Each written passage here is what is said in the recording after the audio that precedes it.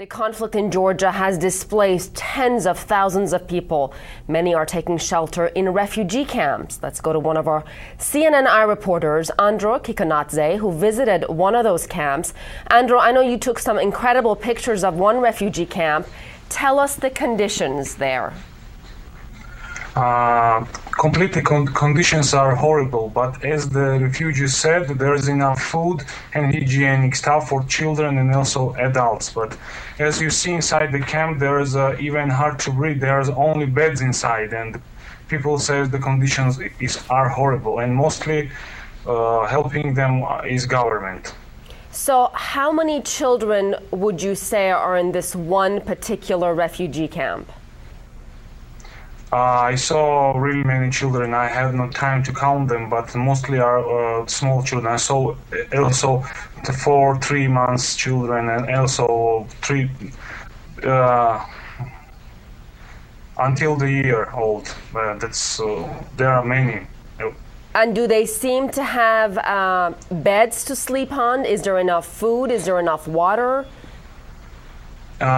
In the refugee camps, there is enough water and there is enough food and they have bed. But as you see in the kindergartens inside the Tbilisi, they have no bed to lay on, and that's where the people are sleeping on the floor.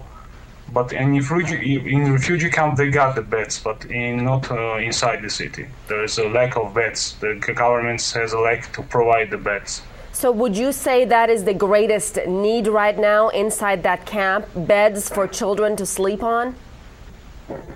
No, inside the camp there is no problem with beds. The problem with beds is inside the city. The refugees are located in the kindergartens and schools. And inside those buildings there are no beds to sleep on. And when I was yesterday in one of the kindergartens located in city center, as I spoke to refugees, they have a lack of beds to sleep on. Okay, so what you're saying is the problem is not inside the refugee camp, the problem is in other places where it has become sort of a place for kids to stay with their families, like schools. Yes, sure. Okay. That's the problem. Okay, and what is the situation on the ground from where you are? Does it seem fairly peaceful? Have things calmed down? Yes, it seems it's peaceful, but the people is still afraid because they are, they don't trust Russians because as they promised they will leave Georgia and they are still here, and the people is talking about that they still can invade the city of Tbilisi. Well, we certainly understand their concerns and fears. I know you've taken some great pictures. Thank you for sharing those pictures with us. Again, Andro Kiknadze. Thank you much. Bye-bye.